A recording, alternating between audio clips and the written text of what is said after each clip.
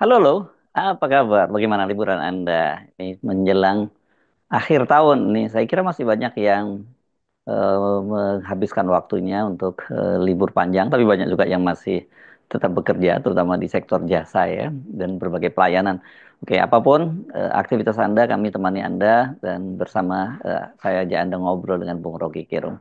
Bung Rocky, wacana Presiden Prabowo untuk memberi maaf kepada para koruptor, asal mereka mengembalikan hasil korupsinya, rupanya ini ditindaklanjuti oleh Menteri Hukum Supratman Andi Aktas yang juga kader Gerindra.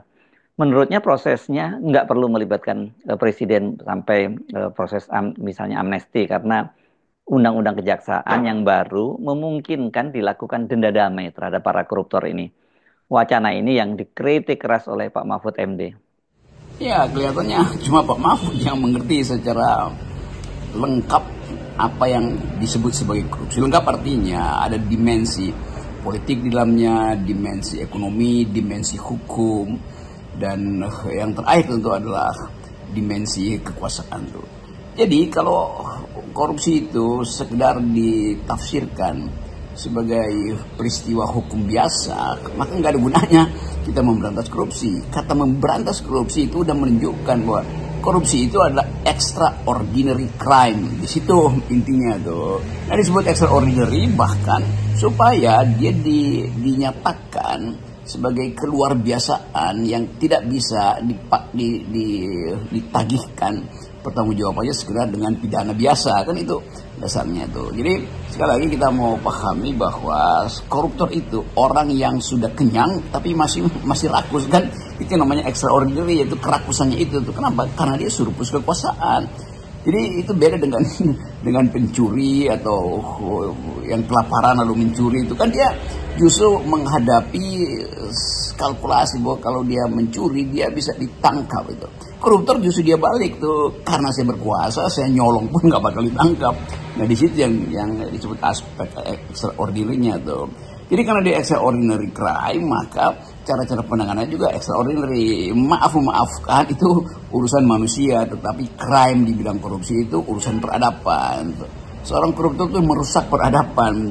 Dia mengambil bagian yang bukan milik dia, kendati dia sudah punya milik, kan itu intinya. Apa yang dimiliki? Kekuasaan. Kekuasaan itu segala-galanya. Jadi udah kenyang masih rakus, kan itu namanya koruptor. Nah kalau dalam soal-soal yang lain ya aset recovery, dia itu dalam upaya untuk rakyat itu tidak kehilangan haknya untuk menikmati kekayaan negara, kan itu dasarnya. Jadi itu memang mesti dipisahkan tuh. Jadi tidak mungkin koruptor itu dimaafkan, dan pemaafan itu bahkan dilakukan dengan tuker tambah, lu bayar gua maafin lu, lo nggak bisa bang begitu. Apalagi maafnya itu apa kata Pak Mahfud, diam-diam, kan itu artinya ya proses itu sendiri akan menyebabkan orang mencurigai bahwa akan ada tindakan koruptif lain di balik pemaafan itu, kan. Jadi sebetulnya itu konyolnya kalau kita tidak mengerti dasar berpikir tentang kenapa korupsi itu disebut sebagai extraordinary crime, dan karena itu dia terhubung dengan keadaan sosial masyarakat, peristiwa-peristiwa politik di balik itu. Jadi sekali lagi koruptor itu orang yang kelebihan kekuasaan, dan karena itu dia menjadi rakus. Apa yang dia mau lakukan ya merampas hak yang bukan punya dia tuh, bahkan yang punya dia pun dia merasa tidak cukup. Padahal semua hal yang menyangkut kekayaan negara itu harusnya tiba pada rakyat, bukan tiba di kantong koruptor. Jadi sebaiknya diapain dan digimanain ini para koruptor ini, Bung Rocky? Karena dari tahun ke tahun bukannya malah menurun, malah makin meningkat, dan kemudian indeks persepsi terhadap korupsi kita juga makin buruk saja. Ya tentu yang bahaya dari pendekatan memaafkan itu dan bayar diam-diam itu artinya bagian yang inti, bagian esoteris dari peristiwa korupsi itu tidak lagi dipahami. Esoteris artinya sesuatu yang betul-betul menjadi batin dari peristiwa itu tuh. Kan korupsi artinya merampas, merampok, dan membahayakan demokrasi. Kan semua itu peristiwa yang jadi rahasia di dalam diri manusia tuh. Sehingga sebetulnya begitu dia dimaafkan, maka seluruh kejahatan yang dia sembunyikan di dalam batin dia itu tidak terdeteksi lagi kan. Kan kita ingin lihat sebetulnya batin manusia itu bersih itu. Jadi dari segi esoteris dia harus dibuka, tidak boleh disimpan perilaku korupsi itu atau rencana korupsi bahkan ketika masih dalam taraf rencana. Jadi harus juga dipastikan bahwa ada semacam festival of torture dalam pengertian abad-abad lalu itu.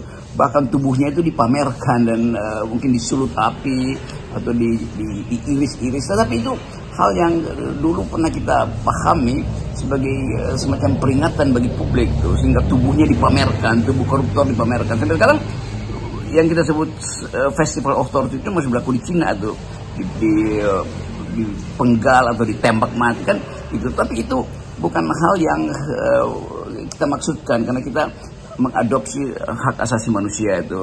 Karena soal hidup manusia itu tidak boleh diambil oleh manusia yang lain tuh. Tetapi pemenjaraan itu dimungkinkan justru.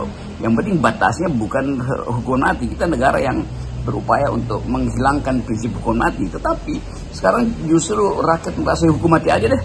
Nah sekarang bayangkan misalnya diskors hukuman mati itu yang tuntutannya makin tinggi diatasi dengan maafkan aja deh. Itu jauh sekali jaraknya kan. Jadi sebetulnya sosiologi hukum mulai menerangkan bahwa harus ada modus untuk memperlihatkan bagian paling nista dari manusia, yaitu kerakusan kendati sudah kenyang. Binatang itu kalau sudah kenyang dia nggak akan makan jatah dari binatang yang lain tuh. Jadi binatang dibuat sedemikian rupa oleh alam semesta untuk mencukupi dirinya sendiri itu. Kalau kurang dia berburu tuh, kalau kenyang dia berhenti itu. Tapi manusia yang namanya koruptor itu udah kenyang pun dia masih berburu harta orang lain atau masih bahkan berburu harta negara. Buat apa? Jadi itu bagian yang saya terangkan tadi, bahwa dimensi itu yang harusnya dipahami supaya kita belajar bahwa kerakusan itu datang dari kekuasaan yang berlebih. Oleh karena itu kendalikan kekuasaan. Apa yang mesti dilakukan? Oposisi, kritik, dan seterusnya tuh. Jadi memaafkan artinya mengabaikan kritik, mengabaikan oposisi. Ini satu paket berpikir sebetulnya. Bahwa memang ada kesulitan negara dengan keuangan, oke, itu kita rasakan bersama. Tetapi bukan menghina rakyat dengan menganggap bahwa ya koruptor itu dimaafin aja tuh. Dia udah kenyang, loh, asetnya udah pergi kabur kemana-mana tuh, yang dibalikin ke negara 2% misalnya. Ya udah dia udah balikin ke negara, itu bukan recovery kan. Jadi sekali lagi kita harus terangkan ini sebagai persoalan dasar hubungan antar kekuasaan dan perilaku korupsi. Apa sih bahayanya denda damai dan pemaafan terhadap para koruptor ini? Ya kalau ide ini diteruskan ya pasti pertambahan koruptor bertumbuh terus itu, karena menganggap toh pada akhirnya akan dimaafkan. Jadi menjadi makin dangkal pengertian tentang koruptor itu, dan KPK akan berubah menjadi komisi pemaafan koruptor. Kan konyol terus menerus tuh. Ini sekali lagi kebutuhan pemerintah, kebutuhan pragmatis pemerintah untuk membiayai pembangunan itu tidak boleh diasuransikan pada semacam pembujukan para koruptor untuk mengembalikan rampokannya itu. Dan itu artinya kita membiarkan korupsi itu berlangsung karena di ujungnya ada penyelesaian pragmatis. Padahal korupsi itu bukan penyelesaian pragmatis. Ini persoalan yang menghina cara kita melihat keadilan. Nah itu kira-kira. Jadi seolah-olah keadilan itu bisa ditemukan dengan memaafkan, dengan amplop dikembalikan itu kan.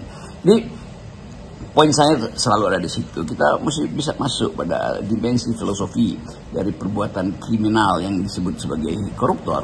Seorang koruptor dia tentu dari awal tahu bahwa dia tidak mungkin ditangkap karena dia punya kekuasaan. Seorang maling tahu bahwa dia pasti ditangkap dan pasti digebukin atau bahkan dianiaya ketika tertangkap. Kan beda epistem atau asal usul pengetahuan dari koruptor dan maling. Jadi koruptor tetap orang yang ya tadi kan kalau kita terangkan binatang itu punya kecukupan. Manusia itu tidak mungkin jadi binatang, dia bisa jadi di atas binatang, yaitu berupaya untuk tidak rakus, atau menjadi di bawah binatang, yaitu mengeksploitasi naluri rakusnya, kan itu. Jadi tidak ada manusia yang bersifat binatang, yang ada atau dia di atas binatang atau dia di bawah binatang. Nah, koruptor itu di bawah binatang. Itu cara berpikir filosofisnya tuh. Jadi sekali lagi potensi untuk menghasilkan atau mencari kembali rampokan dan kerakusan para koruptor itu tidak bisa diselesaikan dengan cara under table transaction atau di belakang layar tuh. Tetap harus diperlihatkan bahwa ada tubuh yang rakus, ada pikiran yang culas, ada kekuasaan yang manipulatif. Itu semuanya definisi koruptor. Jujur saya sendiri sempat bingung ya ketika Pak Prabowo menyampaikan ini, kan ini di hadapan mahasiswa Indonesia di Mesir pada waktu itu. Saya pikir mungkin beliau lagi bercanda. Kan memang sering bercanda ya Pak Prabowo ini. Ternyata ini serius. Padahal kita selama ini menyebut korupsi itu kan sebagai extraordinary crime. Kalau cuma didenda atau diminta mengembalikan hasil korupsi kok enak banget. Dan kemudian saya kira nanti para ASN pejabat itu semua akan coba-coba melakukan korupsi gitu. Semua akan korupsi bukan coba-coba. Kalau ketahuan ya tinggal dikembalikan. Kalau nggak ketahuan kan aman-aman saja. Oke, kalau kita bikin semacam refleksi, sebut saja refleksi akhir tahun tentang korupsi ini, kan akibat dari pendangkalan pengertian tentang korupsi, maka kejahatan itu jadi banal, banality of evil. Jadi kejahatan dianggap biasa aja akhirnya kan.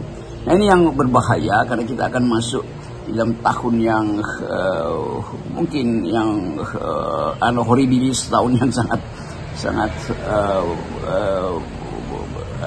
horrible, itu sangat menakutkan karena peristiwa-peristiwa di akhir tahun ini akan terbawa ke tahun depan. Pak Prabowo tahu bahwa konflik politik akan meningkat karena persoalan PDIP dan Pak Jokowi. Pak Prabowo tahu bahwa beban fiskal kita itu betul-betul hampir tak bisa diselesaikan. Dan mulai ada upaya untuk krisis fiskal disuruh diselesaikan oleh BI di bidang moneter misalnya. BI disuruh beli surat utang negara, itu artinya BI cetak uang sebetulnya. Dan kemungkinan kita masuk di dalam kekacauan ekonomi ada di depan mata. Demikian juga kekacauan politik. Nah, jangan tambahkan seluruh kekacauan yang sifatnya material itu menjadi kekacauan batin karena kita meloloskan koruptor itu seolah itu adalah delik yang biasa yang bisa ditukar tambahkan, delik yang bahkan bisa diselesaikan secara perdata, kan bukan itu maksudnya. Jadi saya balik lagi pada prinsip bahwa korupsi itu disebut extraordinary crime karena di dalamnya ada persembunyian kerakusan yang melandaskan dirinya pada prinsip bahwa dia itu untouchable. Kenapa? Karena dia punya kuasa tuh. Jadi itu intinya tuh. Nah, kita harus kembali pada prinsip-prinsip dasar ketika kita menginginkan tidak ada KKN, artinya secara etis kita harus pastikan bahwa kejahatan korupsi itu ada kejahatan kemanusiaan. Jadi kejahatan kemanusiaan itu ya berlaku universal. Tidak mungkin kejahatan kemanusiaan itu diselesaikan di belakang meja pejabat, di belakang meja hakim tuh. Itu artinya persembunyian kejahatan justru menjadi hobi baru dari para koruptor. Nah, wilayah-wilayah dark side dari justice itu yang kita mau terangkan pada publik dan pada pejabat, terutama pada kabinet, bahwa Indonesia sekarang itu sangat permisif dengan the black market of justice itu, namanya pasar bebas keadilan itu berubah menjadi pasar gelap keadilan. Saya kira itu poin yang mesti kita ucapkan, kita pertimbangkan hari-hari ini. Salam akal sehat. Salam akal sehat.